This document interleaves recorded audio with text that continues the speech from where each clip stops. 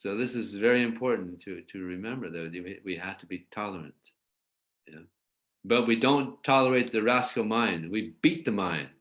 Like Bhaktisiddhanta Saraswati Thakur, he said, in the morning, we beat the mind 100 times with a shoe. Yeah. And in the evening, 100 times with a broomstick. Yeah. Now, this was India. Yeah. This is India. People are a little more cultured. Here in the West, we're so uncultured. Our mind is so wild. So we got to beat our mind constantly. All day long, it's got to be beaten. It's funny that in the early days, I don't know if I mentioned this in the last class I gave, anyway, maybe. In the early days, devotees would take everything very literally. So when they heard that Bhaktisiddhanta Saraswati Thakur said we should beat our mind in the morning with a shoe every morning, they took it literally. All the devotees went down to the basement, and everybody got somebody else's shoes, and they would beat them head 100 times. It was part of the morning program. Every morning, they would go down and they would get somebody else's shoe, and then and then Prabhupada heard about that, and he said, no. You beat the mind with the intelligence, not with somebody else's shoes. So they stopped doing that, but they kind of missed that part of the program, that part of the morning program. So, yeah, we have to beat the mind with the intelligence. But if the intelligence is not strong, then how can it beat the mind? How can it beat the mind? So we have to nurture the intelligence by hearing regularly Bhagavad-gita, Srimad-Bhagavatam, regularly hearing. And don't hear the nonsense. Like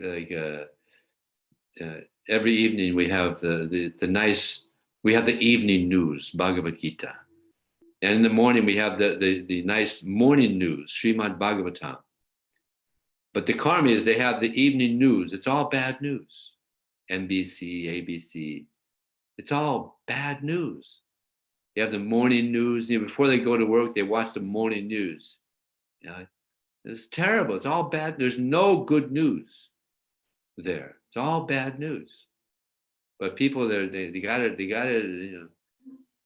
hear the news. Like Prabhupada gives the example of one priest in Ireland. He was preaching. This is before Jesus was very famous there, I guess.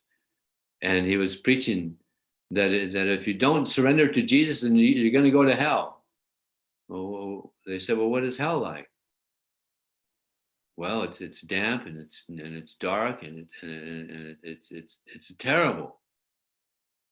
And they said, well, they're miners working in the mine. It's damp down there. It's dark. It's hellish. Well, it's not going to be much different than here.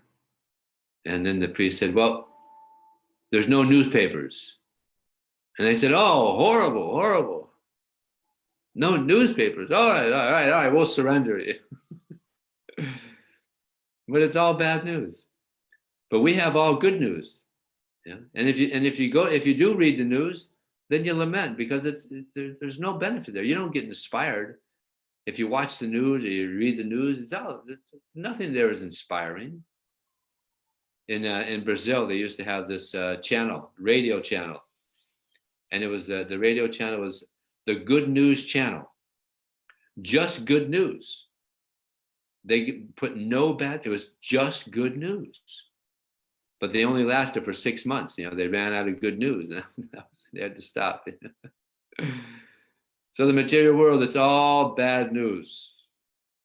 So better we not, read the newspaper or listen to the news. There's nothing inspiring there, and it leaves things in your mind that you don't want to be there. We want Krishna in our mind. So better read the good news, Bhagavad-gita, Srimad-Bhagavatam, and then good things will stay in our mind. We're trying to clear everything else out. We're trying to, just like when they're renovating a building, they call it gutting the building. Gutting the building. They get everything out except for the wall, right? Except for the wall. And then they just gut it. So we want to get everything out of our mind except for Krishna. Just get it out. But if we watch the news, if we watch the movies and things like this, then it's more junk going in the brain, and then we got to deal with more stuff. We're trying to get the junk out, but if we watch these things, then more junk is going in, and you lament. You know? So better just absorb our mind in hearing about Krishna. And this way we will get closer and closer to Krishna.